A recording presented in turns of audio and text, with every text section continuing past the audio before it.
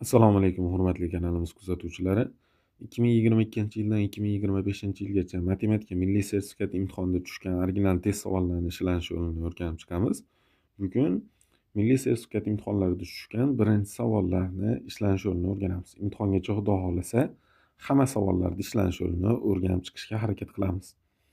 Birinchi savol: A va B natural sonlar uchun A ko'paytirilgan B 30 bo'lsa, A qo'shilgan 2b minus 1 ifodani eng kichik qiymatini toping.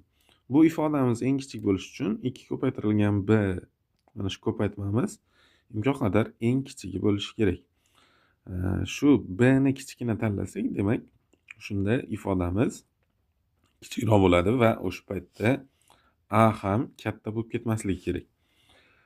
Endi birinchi shartga qaytadigan bo'lsak, a ko'paytirilgan b 30 bo'ladigan qilib ikkita natural son ko'rinishida tanlaymiz.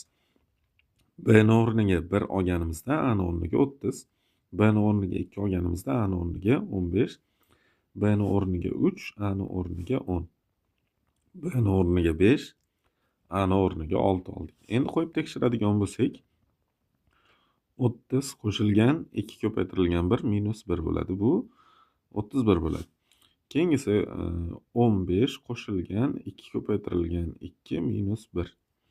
Hisoblaydigan bo'lsak, 18 chiqar ekan.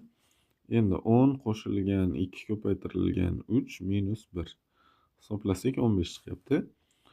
6 qo'shilgan 2 ko'paytirilgan 5 minus 1. Bunisida ham natijamiz 15 chiqdi. Demak, eng kichkina qiymati bu 15 ga teng bo'lar ekan. To'g'ri javobimiz B bo'ldi.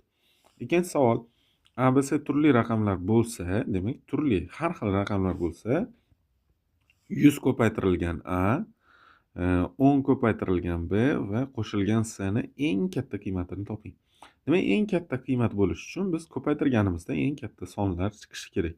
Shuning uchun bu yerda raqamlarning o'rniga eng katta raqamlardan foydalanamiz. A ni o'rniga 9 qo'yadigan bo'lsak, 9 kara 100 bo'lib 900 bo'ladi. B ni o'rniga 8 qo'yamiz. Endi 9 ishlata olmaymiz, chunki turli degan. 8 kara 10'imiz 80. Endi C ni o'rniga 7 qo'yamiz. Shunda javobimiz 987 bo'lyapti. To'g'ri javob B javobda berilgan. Uchinchi savol: natural A va B sonlari uchun A qo'shilgan B 111 tenglik bajarilsa, A ko'paytirilgan B minus 1 ayirmani eng katta qiymatini toping. Shu ayirmamiz eng katta bo'lishi uchun mana shu yerda ko'paytmamiz eng katta bo'lishi kerak. Mana shu ko'paytma eng katta bo'lishi uchun A va B sonlar bir-biriga yaqin bo'lishi kerak yoki bir-biriga teng bo'lsa ham bo'laveradi. Lekin A va B bu yerda har xil bo'lganligi uchun bir-biridan eng kamida 1 ga farq qilsa, shunda ko'paytmamiz eng katta bo'ladi. Bu yerda qaraydigan bo'lsak, A va B sonlarini qo'shsak 111 bo'lyapti. Bularda ketma-ket ikkita son ko'rinishida yozib olsak, bittasini 56, bittasini 55 yozsak, shunda 111 bo'ladi. Yoki 111 dan 1 dan ayirib turib 2 ga bo'lsak, 55 dan chiqadi. Bittasiga 1 ni qaytarib qo'shib qo'yamiz.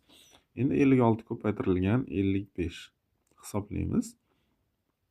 Oddiy arifmetika yoki mana ko'paytirganimizda 5 kara 6 30 0 bilan tugaydi. Endi 1 dan ayirganimizda 9 bilan tugagan javob bo'ladi. Hisob kitob qilmasdan ishlasak ham bo'ladi. To'g'ri javob B. Agar hisob kitob qiladigan bo'lsak, 5 kara 6 30, 3 dilda 5 kara 5 25, 280 bo'lyapti. Yana xuddi shu narsa takrorlanadi. 0 8 2 qo'shadigan bo'lsak 0 8 0 3. 3080 dan 1 dan ayirganimizda demak 3079 chiqadi. To'rtinchi savol: hisoblang ekub va ekub haqida ekan. Demak, bizga mana shunaqa ikkita sonni ekubini yoki ekubini top desa, biz ular tub ko'paytuvchilarga ajratmasdan birinchi navbatda qaraymiz. Kattasini kichigiga bo'lsak, qoldiq chiqmasa, ularda kattasi mana shu berilgan ikkita sonni ekub hisoblanadi. Demak, bu yerda ham hozir mana 12 6 ga qoldiqsiz bo'linganligi uchun ularda ekubi 12 bo'ldi. Ekubida shu qoldiqsiz bo'linsa, ularda kichkinasi ekubi bo'ladi. Tepada demak 12 qo'shilgan 6 bo'ldi. Pastda esa 12 3 ga qoldiqsiz bo'lingan. Demak, ularda ekubi 12. E kubi esa 3 bo'ldi. 12 ko'paytirilgan 3imiz 36 bo'lyapti. Ildiz ostida 36. Yuqorida tepada 18 bo'ldi. 36 dan ildiz chiqaradigan bo'lsak 6. 18 ni 6 ga bo'lsak 3. To'g'ri javob A javobda berilgan. 5-savol. X, Y, Z natural sonlar uchun 2x qo'shilgan 3y taqsim 6 z bo'lsa, x quyidagi sonlardan qaysi biriga qoldiqsiz bo'linadi? Demak, men berilgan kasrni alohida-alohidadan 6 ga bo'lib yozib olaman. 2x taqsim 6 qo'shilgan 3y taqsim 6 barobar z. Endi qisqaradi ekan, qisqartirib olamiz. Ikkalasini ham birinchi kasrda 2 ga bo'lib oladigan bo'lsak, x taqsim 3 qo'shilgan y taqsim 2 barobar z ko'rinishiga keldi. Endi bizda z natural son, ikkita kasr sonni qo'shganimizda natural son paydo bo'lishi kerak. Mana shu yerda ahamiyat beramiz. Ularga umumiy mahraj bermasdan qo'shganimizda natural son chiqishi uchun mana shu kasrlarimiz o'zi natural son bo'lib qolishi kerak. Ya'ni shuning uchun x albatta 3 ga qoldiqsiz bo'linishi shart. Javobimiz B bo'ladi. 6-savol. 2321 soni ikkita tub bo'luvchisi bor. Shularning yig'indisini toping. Demak, ularni ikkita tub songa ajratishimiz kerak. 2321. Xo'p, bu sonimiz 3 ga ham, 5 ga ham, 7 ga ham bo'linmayapti. Endi bunday diqqat bilan qarasak, juft o'rinda turgan raqamlar yig'indisi toq o'rinda turgan raqamlar yig'indisiga teng ekan. Birinchida, ikkinchida, uchinchida va to'rtinchida. Ikkinchida turgan bilan to'rtinchida turgan, birinchida turgan bilan uchinchida turganni raqamlar yig'indisi teng ekan. Shunaqa agar juft o'rinda toq o'rinda turgan raqamlar yig'indisi bir-biriga teng bo'ladigan bo'lsa, bu 11 ga qoldiqsiz bo'linadi degan. 23 ni 11 ga bo'ladigan bo'lsa, ikkita chiqadi, bir qoldiq. 12 ni ichida yana bitta bor. 11 ni ichida bitta bor. Endi mana shu yerda 211 qaysi songa bo'linadi deb o'ylab o'tirmaymiz, chunki ikkita tub bo'luvchisi bor dedi. Shuning uchun bu 211 tub son hisoblanadi. Agar 211 yana biror bir boshqa songa bo'linganda ikkita tub bo'luvchisi emas, undan ko'payib ketardi. Mana shularni yig'indisi 211 ga 11 ni qo'shamiz. 222 bo'ladi. Javobimiz C. 7-savol. Natural AB sonlar uchun A ko'paytirilgan B 24 tenglik bajarilsa, A qo'shilgan 2B minus 1 ning eng katta qiymatini toping. Bu yerda ham mana shu 2B, 2 ko'paytirilgan B ifodamiz, ko'paytmamiz eng katta bo'lganda u o'zini eng katta qiymatiga erishadi. Shuning uchun B ni tanlayotganimizda B ni o'rniga 24, A ni o'rniga 1 olamiz. A ni o'rniga 1 qo'yib hisoblasak, 1 qo'shilgan 2 ko'paytirilgan 24 minus 1. 1 bilan 1 ixchamlashib ketdi. 24 ni 2 ga ko'paytirsak 48. Eng katta qiymati 48.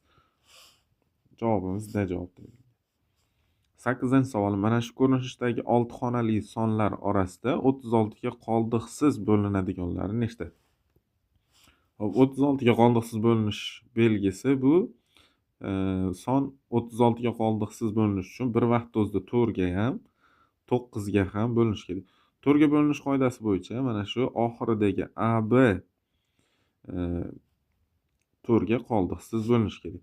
9 ga qoldiqsiz bo'linish bo'yicha raqamlar yig'indisi 9 ga qoldiqsiz bo'linish kerak. 2 qo'shilgan 0 qo'shilgan 2 qo'shilgan 3. Endi AB turib turadi. Bularni qo'shadigan bo'lsak 7. Mana shu A qo'shilgan B ni qiymati 2 bo'ladigan bo'lsa, demak mana shu berilgan sonimiz 36 ga qoldiqsiz bo'linadi. Endi bu yerda A ni o'rniga 0, B ni o'rniga 2 olganimizda 0, 2 4 ga bo'linmay qoladi. O'rnini o'zgartiramiz. 20 bo'lganda, mana 20 bo'lganda 4 ga bo'linadi. Demak, birinchi mana shu 6 xonali sonimiz 202.320 36 ga qoldiqsiz bo'linar ekan. Keyingisini topish uchun 36 ga qoldiqsiz bo'linish uchun yana 36 qo'shib ketaveramiz. 20 ga 36 qo'shadigan bo'lsak 56, 56 ga 36 qo'shsak 92. Boshini yozmadim. Demak, mana shu 3 ta sonda u 36 ga qoldiqsiz bo'linar ekan. To'qqizinchi savol. A va B natural sonning ko'paytmasi mana shu ifodaga teng bo'lsa, E ko'p ABni eng katta qiymatini toping. Bu yerda mulohaza yuritib ishlaymiz. E ko'p qanday topilardi o'zi? E ko'p ikkita sonni E ko'pini topish uchun ular tub ko'paytuvchilarga ajratilganda kanonik ko'rinishini ikkalasida bor tub sonlarda eng kichik darajasi bilan oladi. Shuning uchun A va B sonlarida hozir bizda eng kubi eng katta bo'lishi kerak. Mana shu berilgan sonlarda ikkalasiga teng taqsimlashim kerak. Shunda eng katta qilishga harakat qilamiz. Darajalarini 2 ga bo'lsak, ikkalasiga teng taqsimlagan bo'lamiz.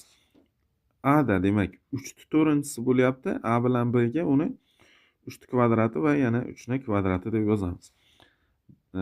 Endi 5 ni kvadrati, 5 ni kvadratini darajasini 2 ga bo'ladigan bo'lsak, 5 ta birinchisi bunga, 5 ta birinchisi B ga ham to'g'ri kelyapti. 7 ni 3-inchisi endi 3 2 ga qoldiq bilan bo'linadi. Shuning uchun bittasiga 7 ni birinchisi, bittasiga 7 ni kvadrati bo'ladi. Endi 11, mana shu yerda 11 bitta o'zi, ya'ni darajasida hech narsa turgani yo'q, bu darajasi 1 degan. Xohlagan bittasiga yozib qo'yishimiz mumkin. Endi E ko'pni qoidasiga ko'ra, ikkala sonni E ko'pini olayotganimizda, mana A va B sonlar uchun E ko'p olayotganimizda ikkalasida borini eng kichik darajalar bilan olishimiz kerak.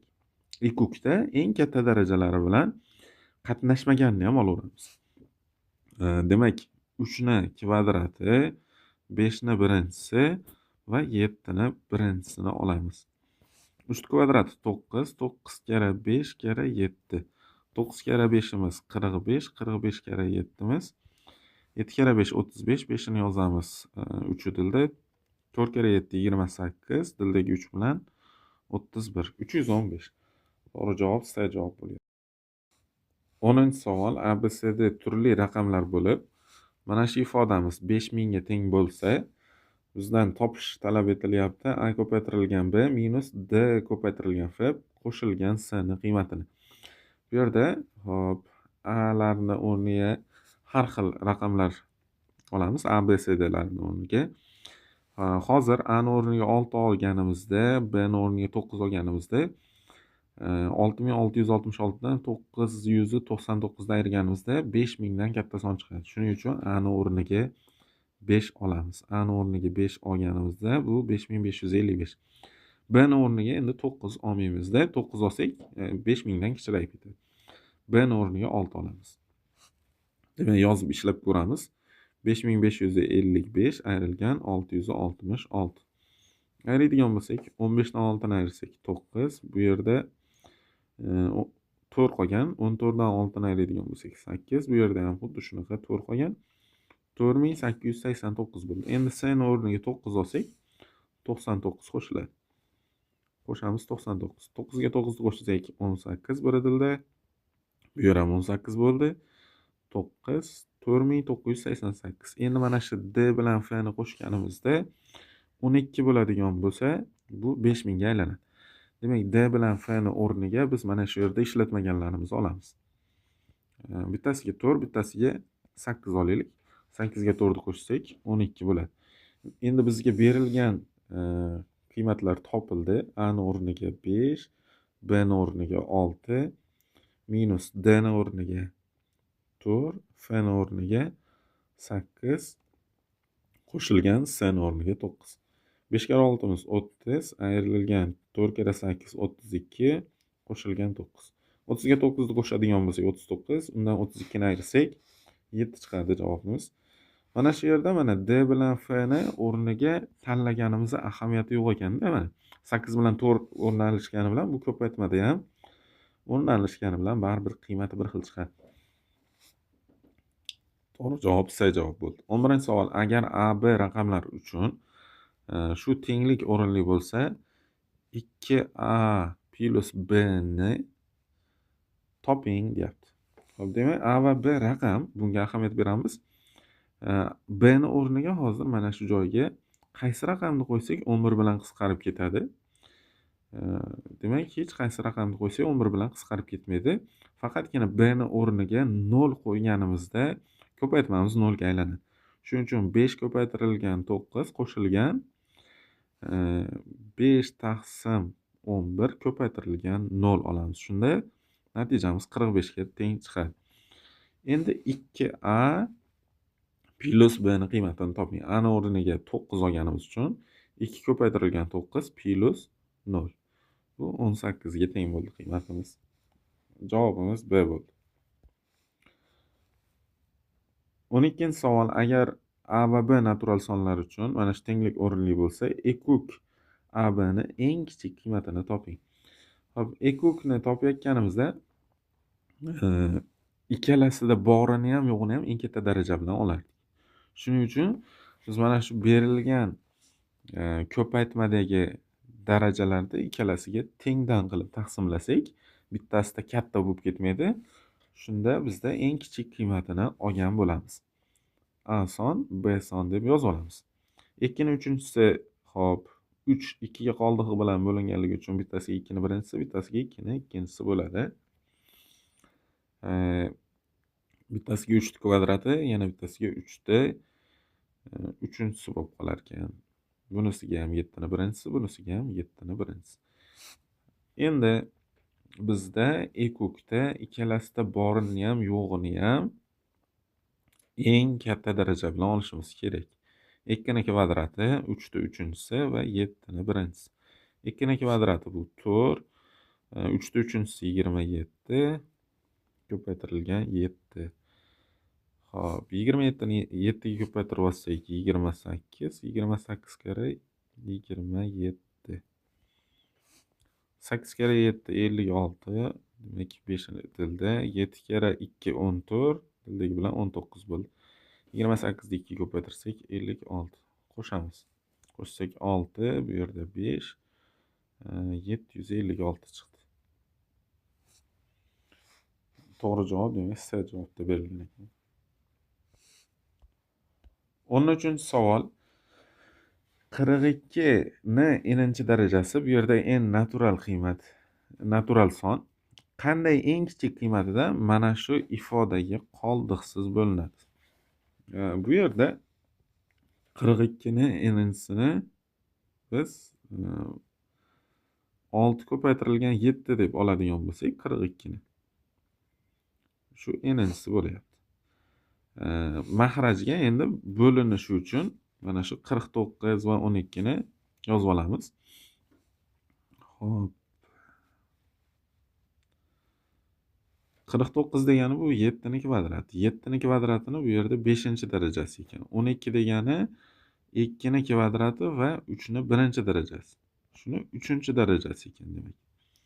Hop, yozamiz. 6 ni ham mana bu yerda 2 va 3 ni ko'paytmasi qilib yozdik. 2 ko'paytirilgan 3 ko'paytirilgan 7 ni n'inchi darajasi. Mahrajimizda esa 7 ni 10-darajasi, chunki qavslarni ochayotganimizda ko'paytiriladi. Ko'paytirilgan 12 ni biz mana bu ko'rinishda yozganda 2 ni 3-chisi, 2 ni ikkinchisini 3-chisi. Demak, darajalar ko'paytiriladi. Hop, 2 ni 6-darajasi ko'paytirilgan 3 ni 3-darajasi. Endi bu yerda tepadagi qavsni ochadigan bo'lsak, 2 ni ham n'inchi darajasi, 3 ni ham n'inchi darajasi va 7 ni ham n'inchi darajasi bo'ladi. Taqsim 7 ni 10-darajasi, 2 ni 6-darajasi va 3 ni 3-darajasi.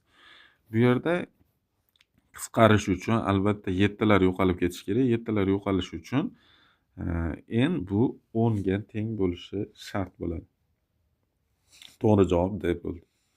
14. X va Y ning ixtiyoriy natural qiymatlarida qaysi ifoda juft son bo'ladi? Xo'p, qoidalarimiz bor. Toq songa toq sonni ko'paytirsak, yana toq son paydo bo'ladi. Toq songa juft sonni ko'paytirsak, juft son hosil bo'ladi. Juft songa juft sonni ko'paytirsak, juft son hosil bo'ladi. Endi mana shu yerda mana u X va Y da ixtiyoriy deyapti. Xohlaganimiz olib kelib qo'yganimizda ham juft chiqishi kerak. Birinchisiga toq son olsam, toq songa ko'paytirsam, toq sonni kvadrati bo'ladi. Bunisiga ham endi juft son oladigan bo'lsam, juft sonni kvadrati juft son bo'ladi. Chunki juftni juftga ko'paytirsak juft bo'ladi. Endi tog' songa juft sonni qo'shganimizda yana tog' son chiqadi. Juft songa juft sonni qo'shganimizda juft son va tog' songa tog' sonni qo'shganimizda juft son. Mana shu qoidalardan foydalanib ishlaymiz. Demak, birinchisi mana tog' songa juft sonni qo'shadigan bo'lib qolamiz ekan. Bunda yana natijamiz tog' son chiqadi. Shuning uchun buni o'chirib yuboramiz. Endi mana bu ifodamizga mana y ga tog' son olsak, x ga juft son olsak, juft sonni tog' songa ko'paytirsak, juftga aylanadi, lekin yana tog' qo'shganimiz uchun natijamiz tog' bo'lib qoladi. Shuning uchun bu javobni ham o'chirib yuboramiz.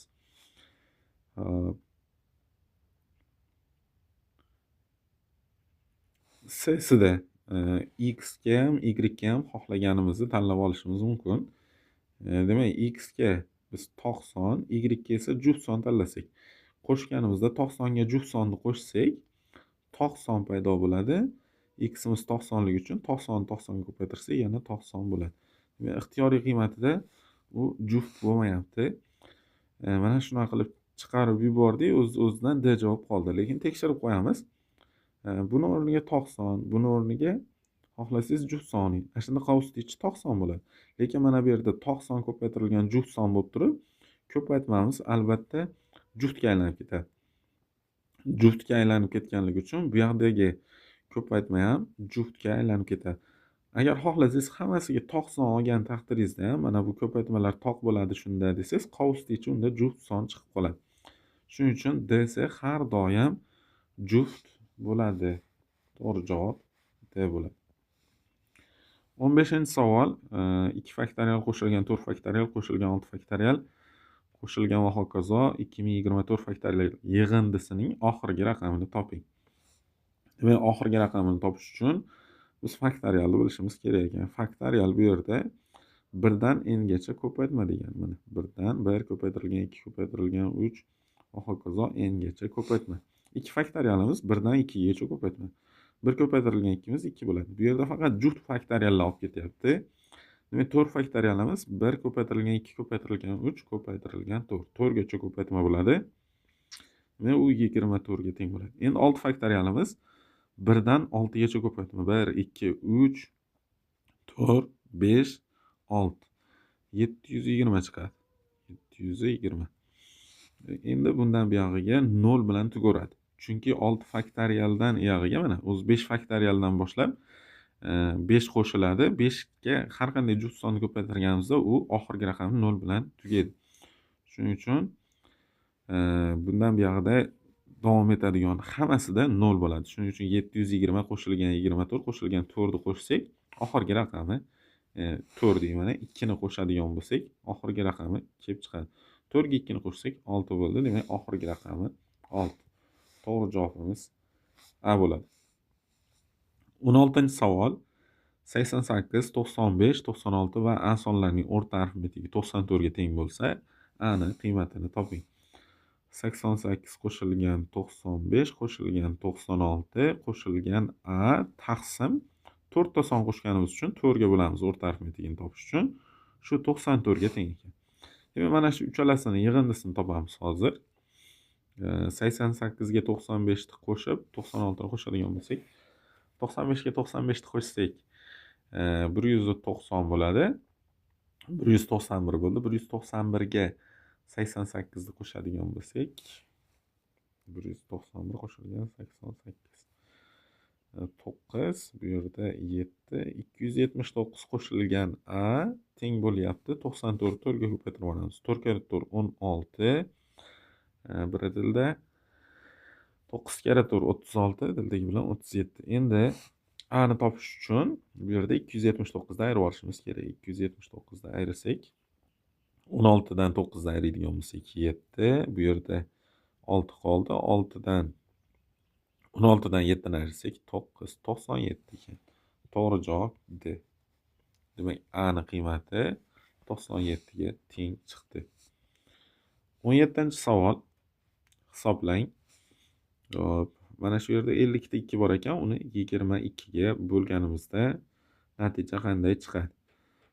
Biz birinchi 22 ga bo'linadigan sonlarda soddaroqlarini ishlab ko'ramiz. 22 ni 22 ga bo'lsak 1 chiqadi. Endi 2222 ni 22 ga bo'lamiz. 22 ga bo'lsak, 22 ning ichida bitta bor, keyin 2 ni olib tushamiz, yetmaydi va yana 2 ni olib tushamiz. Shu paytda 2 marta raqam olib tushganimiz uchun bitta 0 yozamiz. Uning ichida yana bitta bor. Endi yana 22 qo'shamiz. Bo'lamiz buni yana 22 ga. 22 ga bo'lsak, buning ichida bitta bor. Ketma-ket 2 marta raqam olamiz. Shuning uchun 0 beramiz. Uning ichida yana bitta bor. Yana ketma-ket 2 marta raqam. Demak, keyin 1 yozilyapti. Ahamiyat berib qaraydigan bo'lsak, 10, 10, oxirida 1 paydo bo'lyapti. Yana 2 qo'shadigan bo'lsak, xuddi shunaqa bo'ladi. Va qarang. 4 xonalikda bo'lganimizda 3 xonali paydo bo'lyapti. 6 xonalikda bo'lganimizda 5 xonali paydo bo'lyapti. Demak, oxirida mana 50 ta xonalikda bu. 50 ta xonali bo'lsa, jami 49 ta xona bo'lishi kerak. 49 ta xona bo'lishi kerak, lekin oxiri 1 bilan tugashi kerak ekan. Oxiri 1 bilan tugashi kerak. Oxiri 1 bilan tugamagan javoblarni chiqarib olsak bo'laveradi. Mana oxiri 1 bilan tugamagan. Endi A bilan B qoldi, C qoldi. A da 25 ta 10 bor deyapti. Bu o'zi 50 xonadan oshib ketyapti. Demak, bu bo'lmaydi. Mana 24 ta 10 bor. 24 ta 10imiz bu 10lar 2 ta xonani bildiradi. Shuning uchun 24 ni 2 ga ko'paytirsak 48. Bunga oxiridagi 1 ni qo'shadigan bo'lsak 49 xonali bo'ladi. Demak, hozir mana bu yerda aytdik, xonasi 1 xonaga kamayapti. Shuning uchun hozir C javob bo'ldi bizda. 18-savol. 156 sonining natural bo'luvchilari yig'indisini toping. 156 ni tub ko'paytuvchilarga ajratamiz. 156 bo'lingan 2. 2 ga bo'ladigan bo'lsak, 15 ta ichida 7 ta bor. Hop, 16 ning ichida 8 ta bor, 78. 2 ga bo'ladigan bo'lsak, 39. 39 3 ga bo'linadi. 13. 13 ligicha qoladi. Demak, 156 ni yozadigan bo'lsak, 2 ni ikkinchi darajasi, 3 ni birinchi darajasi va 13 ni birinchi darajasi. Endi NBY natural bo'luvchilar yig'indisi qanday topiladi? NBY bitta A sonni oladigan bo'lsak, darajalariga 1 qo'shib, o'zidan 1 ni ayirib va demak, birato'la yozib ketaveramiz. 2 ni kvadratiga 1 ni qo'shib, 1 ni ayirib, 2 ayrilgan 1 ga bo'lishimiz kerak. Ko'paytirilgan 3 ni birinchisiga 1 ni qo'shib turib, 1 ni ayirib, 3 ayrilgan 1 ga bo'lishimiz kerak. Ko'paytirilgan 13 ni birinchisiga 1 qo'shib turib, 1 ni ayirib, 13 ayrilgan 1 ga bo'lishimiz kerak. Endi hisob kitob qiladigan bo'lsak, 2 ni 3-chi darajasi, 2 ni 3-chi darajasi 8, 8 dan 1 ni ayirsak 7, 7 ni demak 1 ga bo'ladigan bo'lsak, 7 chiqdi birinchisi. Ikkinchisi 3 ni kvadrati bo'lyapti. 3 ni kvadrati 9, 9 dan 1 ni ayirsak 8. Uni 2 ga bo'lishimiz kerak. 8 ni 2 ga bo'lsak 4. 13 ni kvadrati, 13 ni kvadrati 169. Undan 1 ni ayirsak 168. 168 ni 12 ga bo'lishimiz kerak. 168 bo'lingan 12. 16 ning ichida demak bitta bor. 12 bo'ladi. 4, 48 ning ichida 4 ta bor. 14 bo'ldi. 14. Endi 7 kala 4imiz 28. 28 ko'paytirilgan 14. 8 kara 4 32. Ikkisini yozamiz 3 tilda. 4 kara 2 8. Tildagi 3 bilan 11. 1 kara 8 8. 2. Qo'shadigan bo'lsak 2 9 3. 392. To'g'ri javob B javobda berilgan. 19-savol, bu oxirgi savolimiz. 50 ta 2 berilyapti. Uni 11 ga ko'paytirganimizda ifoda qanday bo'ladi? Javobimiz qanday chiqadi? Demak, 22 ni 11 ga ko'paytirib ko'ramiz. 11 ga ko'paytirish qoidasi shunaqa oson yo'li bor. Mana shu 22 ni orasini ochib yozamiz. 2 qo'shilgan 2 deb turib, o'rtasiga 2 ga 2 ni qo'shsak, Xo'p, 4 bo'ladi. Endi 222 ni 11 ga ko'paytiramiz. 11 ga ko'paytirganimizda qarang, xuddi shu qoida amal qiladi. Mana oxirida 2 bo'ladi. 2 ga 2 ni qo'shsak, bu 2 ga 2 ni qo'shsak 4. Keyingi 2 ga 2 ni qo'shsak yana 4. Boshida 2 ni o'zi bo'ladi. Shu ustunlik ko'paytirgandan ham oson bo'ladi. Mana hozir 222, yana pastiga hozir 222 bo'lishi kerak. Qo'shganimizda mana 2, 2, 4 bo'lyapti, yana 2 bo'lyapti. Demak, boshi bilan oxirida 2 bo'lishi shart ekan mana. 4-chisini olsak ham mana 222, yana 222 bo'lyapti. Qo'shadigan bo'lsak 2, 4, 4, 4, 2 bo'lyapti.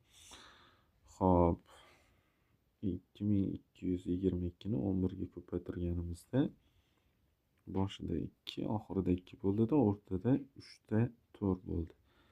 Endi mana shunga qarab qoida chiqarib olamiz. Hop, 22 ni ko'paytirganimizda 11 ga mana 3 xonali bo'lyapti. 222 ni 11 ga ko'paytirganimizda 4 xonali. 3 xonalini ko'paytirganimizda 4 xonali bo'ldi. 4 xonalini ko'paytirganimizda 5 xonali bo'ldi. Demak, 50 xonalini 11 ga ko'paytirganimizda 51 xonali bo'lar ekan. Bir xona ko'p bo'ladi. Va boshi 2 bilan boshlanib, oxiri 2 bilan tugashi kerak ekan. 51 xonali bo'lsa,